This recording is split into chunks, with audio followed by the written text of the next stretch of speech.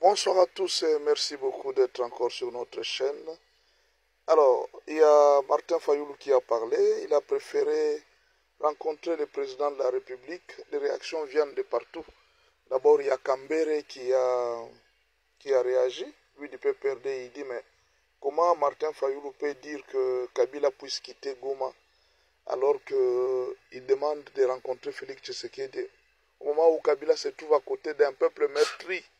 Les gens de Goma sont meurtris, Kabila se trouve à côté d'eux. Mais tu veux quand même rencontrer quelqu'un qui est dans la capitale et quelqu'un qui est dans la dictature. Il dit c'est quelque chose où c'est comme si Martin Fayoulou est en train de se contredire dans tout ce qu'il a dit.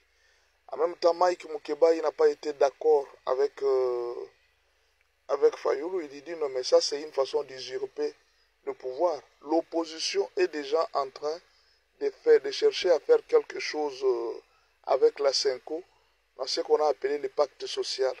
Mais comment lui, Martin Fayoulou, peut sauter directement pour aller demander au président de la République de les rencontrer?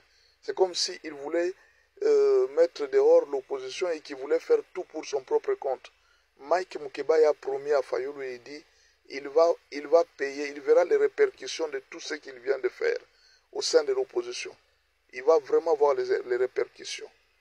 Mais alors, de l'autre côté, nous voyons le président Félix Tshisekedi réagir. D'après les comptes X de Madame Tina Salama, de ce lundi 2 juin 2025, nous allons lire les comptes de la porte-parole du président de la République, Maman Tina Salama.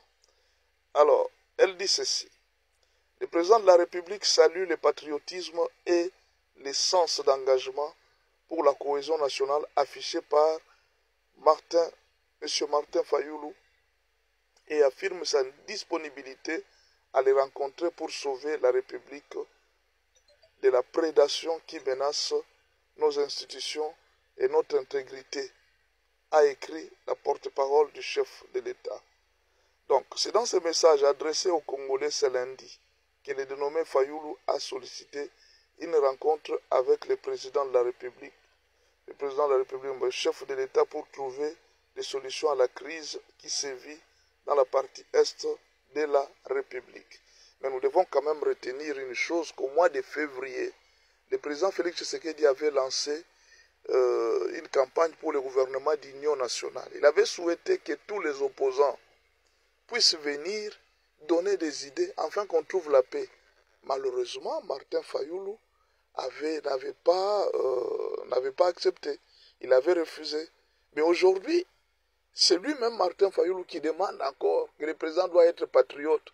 Mais quand le président avait appelé les opposants à venir pour que nous puissions nous entendre, faire un gouvernement d'union nationale, ils avaient refusé. Pendant ce temps-là, le président n'était pas patriote. Mais maintenant, Martin Fayoulou demande au président le patriotisme.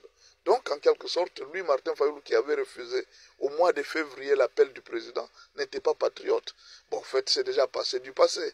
Espérons que Martin Fayoulou va rencontrer les présidents de la République, mais là, des opposants sont en train de commencer à comprendre que Martin Fayoulou les a trahis, parce que les opposants voudraient que cela se fasse dans un cadre avec la Cinco.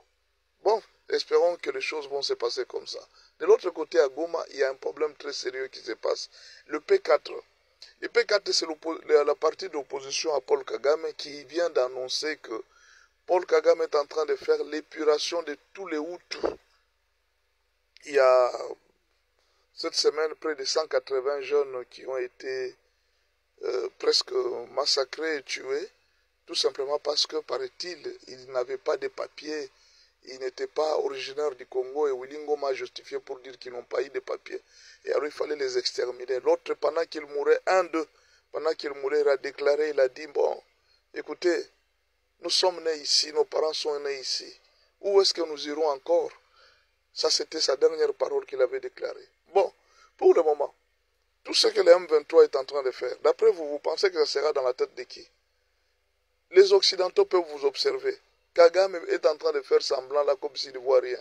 Mais il veut entacher du sang tous ceux qui ont travaillé avec lui. Il ne veut pas mourir seul.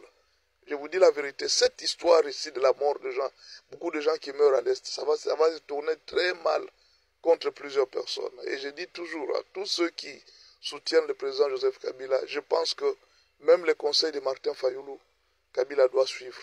Il doit quitter Goma. Parce qu'en restant à Goma, tous les massacres qui sont en train d'être perpétrés, c'est lui qui sera comme le chef de la bande. Rappelez-vous, en République centrafricaine, je ne sais pas si vous vous rappelez, Jean-Pierre Bemba n'avait pas été en République centrafricaine pour aller piller les banques ou bien tuer les gens. Mais il a été pris comme chef de la bande. Beaucoup de crimes qui se commettent là à l'Est, on pourrait les mettre ça dans la tête de Joseph Kabila. Et l'appel de Martin Fayoulou en disant que Kabila doit quitter Goma, vous pouvez le voir comme si, j'ai vu Kambere, il a réagi, il n'a pas été content. Pourquoi tu peux demander à Kabila de quitter Goma? Mais en fait, je pense que si Kabila peut écouter Martin Fayoulou, ça serait une bonne chose. Parce que tous les meurtres qui se perpétuent aujourd'hui à Goma finiront toujours par être dans la tête de Joseph Kabila, au lieu même d'être dans la tête de Kagame. Alors, on a voulu faire du combat congolo-congolais, et le président Félix peut dire non, bon, on ne peut pas, on peut négocier avec tout le monde, mais pas les criminels de guerre, quand même. Même les Américains peuvent refuser. Bon, espérons que les choses vont évoluer. Si le président Félix Tshisekedi rencontrait Fayoulou, qu'est-ce qui va se passer? Dieu seul sait l'avenir du pays.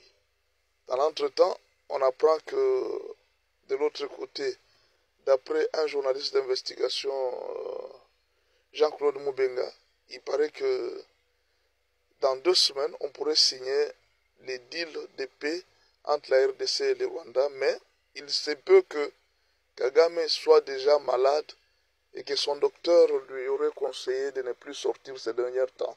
Donc c'est comme s'il veut préparer que Félix Tshisekedi se retrouve seul aux États-Unis sans sa présence, afin qu'on ne signe pas qu'il puisse retarder encore des choses. Voilà un peu la ruse que peut-être Kagame pourrait utiliser encore pour ne pas... Mais l'avenir du Congo, rassurez-vous, ce n'est pas dans les mains de Kagame, de Kabila, de Félix, ni de Fayoulou. L'avenir du Congo se trouve dans les mains du Seigneur. Même nous autres, prophètes, pasteurs, tout ça, nous ne savons pas comment est-ce que Dieu est en train de bénir ce pays et où est-ce qu'il nous amène.